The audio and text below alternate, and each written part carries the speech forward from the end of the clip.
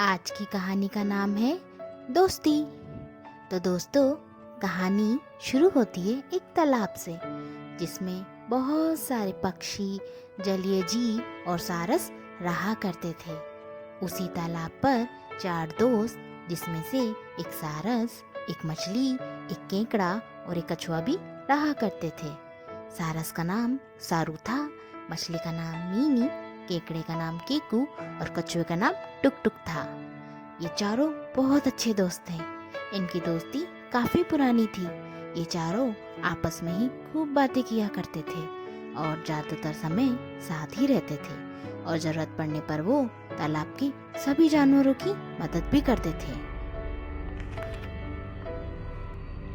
लेकिन इन चारों की दोस्ती तालाब में किसी को पसंद नहीं थी।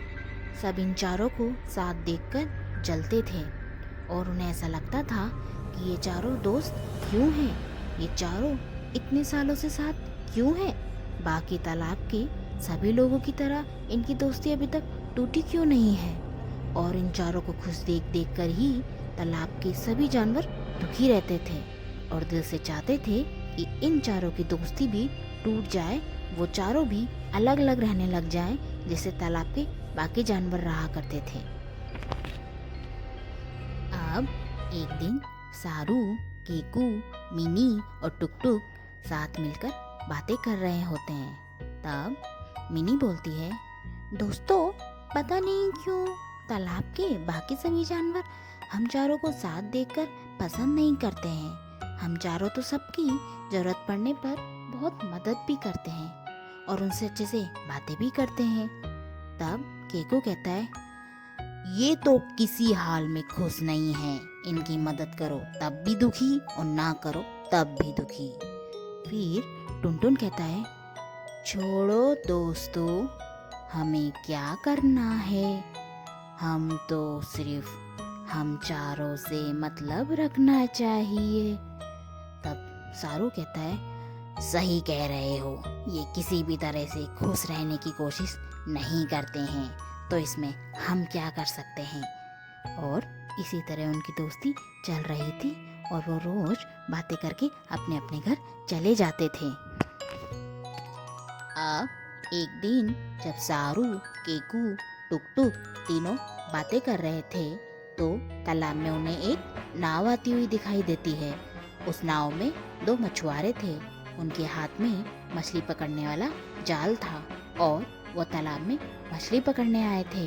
अब सारू, केकू और टुनटुन डर जाते हैं और सारू कहता है, दोस्तों, मैं अभी मिनी को बताकर आता हूँ कि तालाब में मछुआरे आए हैं और वो सतर्क रहे। और ये कहकर सारू उड़ जाता है और मिनी को जाकर तुरंत बता देता है और उससे बोलता है, मिनी, तालाब में उस साइड मछुआरों ने अपना जाल बिछाया है, इसलिए तुम उस साइड मत जाना। मिनी उसे धन्यवाद कहती है और कहती है, मैं उस साइड नहीं जाऊंगी सारू, तुम बेफिक्र रहो। अब ये कहकर सारू उड़ जाता है और मिनी भी बाकी सबको तालाब में मछुआरों के बारे में बताने के लिए चली जाती है। अब समय बीतता जाता है और उन चारों की दोस्ती भी खुशी खुशी से बहुत अच्छी चल रही थी। और एक दिन तालाब के कुछ जानवर जो उन चारों से जलते थे वो आपस में एक प्लान बनाते हैं और आपस में बातें करते हुए कहते हैं कि अगर हम किसी एक को भी इन चारों में से अलग कर दें तो इनकी दोस्ती भी टूट सकती है। ये चारों भी अलग अलग हो जाएंगे। क्या बोलते हो दोस्तों, क्या इन्हें अलग कर दिया जाए? तो बाकी जानवर बोलते हैं कि एक अच्छा प्लान है। तो वो एक प्लान बनाते हैं और बोलते हैं कि हमें सारू को फंसाना होगा। वो ही सबसे मूर्ख दिखाई देता है, उसकी झूठी तारीफें करके हमें उसे फंसाना होगा ताकि उसमें घमंड आ जाए और वो खुद ही अपनी दोस्ती उन तीनों से तोड़ दे और कमज़ोर पड़ जाए, अकेला पड़ जाए और फिर ये तीनों भी बाकी सब की तरह अलग अलग हो जाएंगे। अब एक दिन सारू पानी में खाना ढूंढ रहा होता है तो बाकी सभी सारस आते हैं और वो उससे कहते हैं, सारू, हम जानते हैं कि तुम चारों बहुत अच्छे दोस्त हो, लेकिन क्या तुमने कभी सोचा है कि तुम में और उनमें कितना फ़र्क है? तो सारू उनसे पूछता है आखिर उनमें और उसके दोस्तों में क्या फ़र्क है। तो बाकी सारस उससे बोलते हैं कि तुम देखने में कितने सुंदर, कितने लंबे हो, कितनी सुंदर कटकाठी है तुम्हारी, एकदम सफ़ेद, बिल्कुल दूध की तरह। और तुम तो उड़ भी सकते हो। क्या कोई भी उन तीनों में से उड़ सकता है? कोई भी खतरा हो, तुम तुरंत उड़ के उन्हें बताते हो। क्या ये गुण इन तीनों में से किसी के भी पास है? अब सारू उनकी बातें सुन के चुप हो जाता है और वो तीनों उनसे फिर से बोलते हैं, उन तीनों को तो तुम्हें अपना लीडर मान लेना चाहिए और तुम्हें ज़्यादा महत्व देना चाहिए, क्योंकि ना तो मछली में कोई खास बात है और ना वो कछुए में। वो तो चलता ही इतने धीरे धीरे, क्या वो कभी किसी के काम आएगा? तुम्हारे तो बिल्कुल भी नहीं। और वो केकड़ा, वो तो कभी भी तुम्हारे काम नहीं आ सकता। उसकी तो फितरत ही काटना है। वो तो तुम्हें कभी काट भी सकता है। उन तीनों में कोई गुण नहीं है सारू। तुम्हें अपने जैसों के बीच रहना चाहिए। तुम्हें अपने झुंड में रहना चाहिए। अब ये कहकर सारस उड़ जाते हैं और सारू सोचता है कि ये लोग हम चारों की दोस्ती से चलते हैं, इसलिए मुझे इनसे दूर करने आए थे। हम अच्छे दोस्त थे और हमेशा रहेंगे। अब शाम हो जाती है और सारू अपने दोस्त के साथ बैठता है और उनसे बातें करने लगता है। अब चारों बातें कर ही रहे थे कि सारू उनसे पूछता है, दोस्तों, तुम लोगों से एक बात पूछूं? क्या मैं वाकई में दिखने में काफ़ी सुंदर हूँ? मेरी कदकाठी काफ़ी अच्छी दिखती है क्या? क्या मैं अलग ही दिख जाता हूँ अपन लोगों में? अब ये सुनकर तीनों को कुछ समझ नहीं आता, पर मिनी उससे बोलती है, हाँ सारू, तुम काफ़ी अच्छे दिखते हो। दिखने में तुम सुंदर हो, तुम्हारी सुंदर कटकाठी है और तुम एकदम दूध की तरह सफ़ेद हो। अपनी सारी तारीफ सुनकर सारू बहुत खुश होता है। फिर केकू से बोलता है, क्या पूछ रहा है सारू? पागल हो गया है क्या? इससे क्या फ़र्क पड़ता है कि तू कैसा दिख रहा है? हमारे लिए तो तू हमेशा ही अच्छा रहेगा, तू कैसा भी दिखे, हमें कोई फ़र्क नहीं पड़ता है। फिर टुक टुक बोलता है, हाँ भाई, आज तू ये क्या बातें कर रहा है? तू तो हमेशा से ही अच्छा दिखता है वैसे, पर आज ये सब क्यों पूछ रहा है? तू ठीक तो है ना?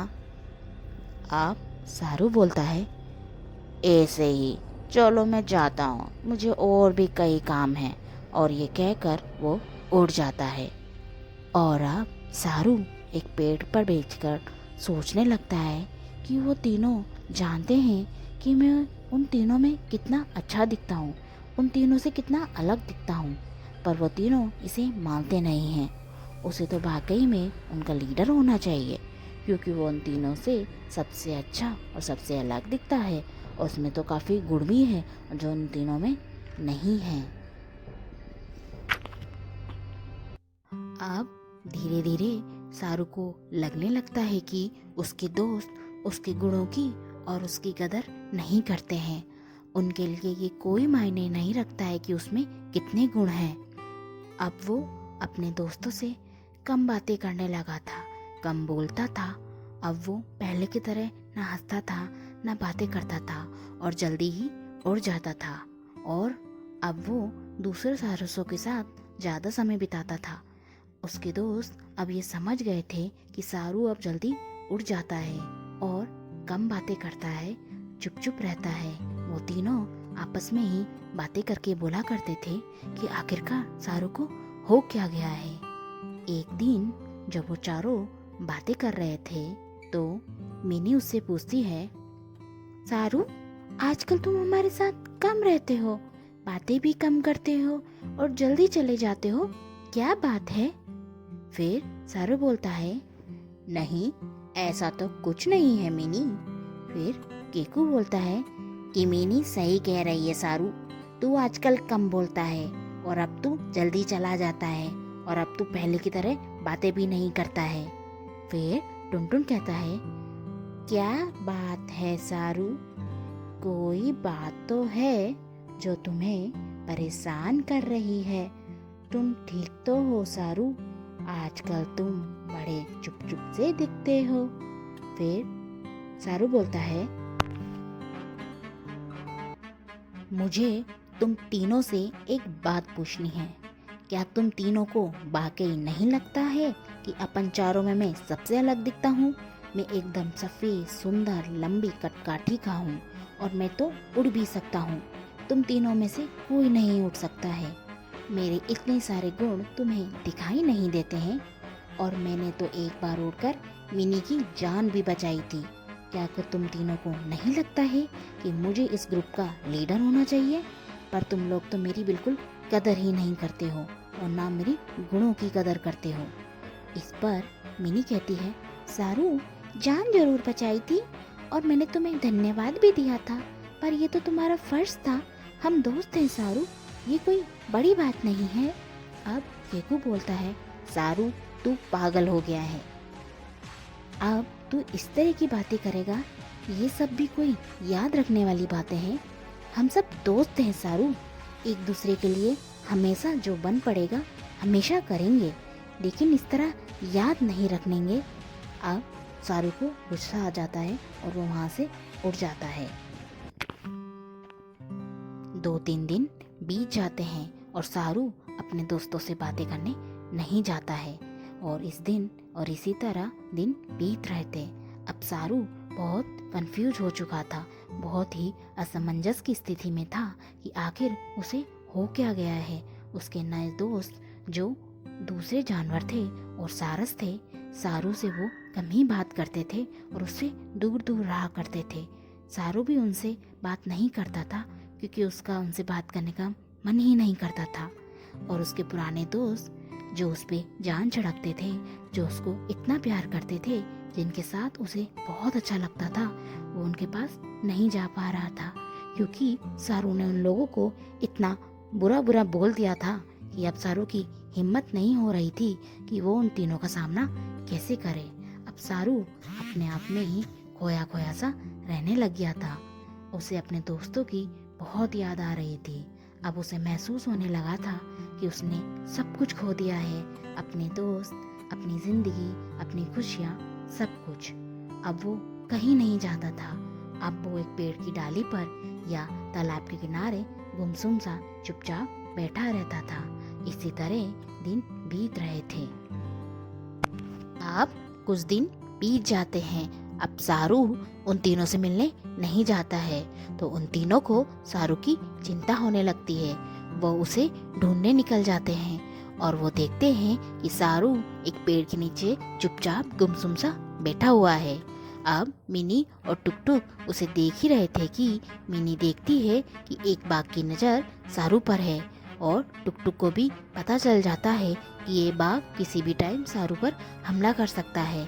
बाघ सारू से कुछ दूरी पर ही था।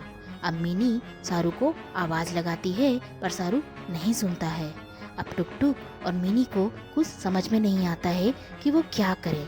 अब टुकटुक बिना देर किए उस बाघ का ध्यान भटकाने के लिए उस बाघ के आगे चला जाता है ताकि तब तक मिनी सारू को उड़ा दे और बाघ टुकटुक में उलझा रहे। अब तब तक मीनू के पास केकू भी पहुंच जाता है और मिनी बोलती है कि जल्दी जाओ केकू और टुकटुक को बचाओ। और केकू बाघ के पास पहुंच जाता है। बाघ टुकटुक को पकड़े हुआ था पर वो उसे उसके मजबूत खोल के कारण खा नहीं पा रहा था। अब केकू जल्दी से उस बाघ के पैर में काट जाता है। मिनी सारू के पास पहुंच जाती है और उसे बताती है कि टुनटुन को बाघ ने पकड़ रखा है, तुम जल्दी से जाओ। अब सारू बिना देरी किए जल्दी से उड़कर जाता है तो वो देखता है कि केकू बाघ के पैर में काट चुका है और टुकटुक और वो दोनों वहाँ से भाग रहे हैं। और टुकटुक भी अब ठीक है, उसे ज़्यादा चोट नहीं है। ये अब चारों दोस्त कई दिनों बाद एक बार फिर से मिलते हैं। सारू बहुत शर्मिंदा था और सबसे सॉरी बोलना चाहता था, लेकिन उसकी हिम्मत नहीं हो रही थी कि वो उन लोगों से सॉरी कैसे बोले। सारू बोलता है कि मुझे माफ़ कर दो दोस्तों, मैंने तुम तीनों से जो भी भला बुरा बोला था मैं उसके लिए बहुत शर्मिंदा हूँ। मुझे वो सब नहीं कहना चाहिए था। तालाब के दूसरे जानवरों के बहकावे में आकर मैंने तुम लोगों से पता नहीं क्या क्या कह दिया। मैं माफ़ी के लायक नहीं हूँ और ना तुम लोगों की दोस्ती के। अब मिनी बोलती है, सारू कोई बात नहीं, माफ़ी मत मांगो, तुम हमेशा हमारे दोस्त थे और रहोगे। तुम हमें छोड़ के चले गए थे पर हम तो तुम्हारे साथ हमेशा थे, तुम्हारे आसपास थे। हम अपने दोस्त को कैसे अकेला छोड़ सकते थे। अब केकू बोलता है, हाँ यार, तू तो चला गया था पर हम हमेशा तेरे पीछे ही थे। तुझे अकेला थोड़ी छोड़ दे, तू दूसरे जानवरों के बहकावे में आ गया था। ये बात हमें पता चल गई थी और हम ये भी जानते थे कि तू जरूर वापस आएगा। अब टुनटुन बोलता है, सारू कोई बात नहीं, जो हुआ उसे भूल जा। तू शर्मिंदा है, यही बड़ी बात है। हम हमेशा साथ थे, साथ हैं और हमेशा साथ रहेंगे, पहले की तरह हंसते खेलते हुए। अब सारू उनसे कहता है, मैं अब कभी खुद पर घमंड नहीं करूँगा और ना अब किसी और के बहकावे में आऊँगा। दोस्तों, तुम्हारा बहुत बहुत धन्यवाद। तुम सबने मुझे माफ़ कर दिया और अब चारों फिर से पहले की तरह रहने लगे। उनकी जिंदगी में फिर से पहले की तरह खुशियाँ आ गई थी। तो दोस्तों, इसी के साथ ये कहानी खत्म होती है। दोस्तों, ये कहानी हमें सिखाती है कि हमें कभी भी घमंड नहीं करना चाहिए। हमें कभी भी घमंड इसलिए नहीं करना चाहिए क्योंकि दोस्तों, घमंड एक दुनिया की सबसे भारी चीज होती है जिसका वजन इतना ज़्यादा होता है कि हम उसके साथ ज़्यादा दूर तक नहीं चल सकते हैं। इसलिए घमंड के वजन को कभी भी साथ लेकर नहीं चलना चाहिए। और दूसरी बात ये कहानी हमें ये भी सिखाती है कि सच्चे दोस्त और सच्चे लोग बड़ी मुश्किल से मिलते हैं। किसी के बहकावे में आकर बिना जाने पर के उन्हें खोना नहीं चाहिए। वो हमेशा हमारे साथ रहते हैं, चाहे हम उन्हें छोड़ के चले जाएं। ओके दोस्तों, तो अब मिलते हैं नई कहानी में एक नई कहानी के साथ। तब तक के लिए हंसते रहिए, अपना ध्यान रखिए। Take care, bye bye.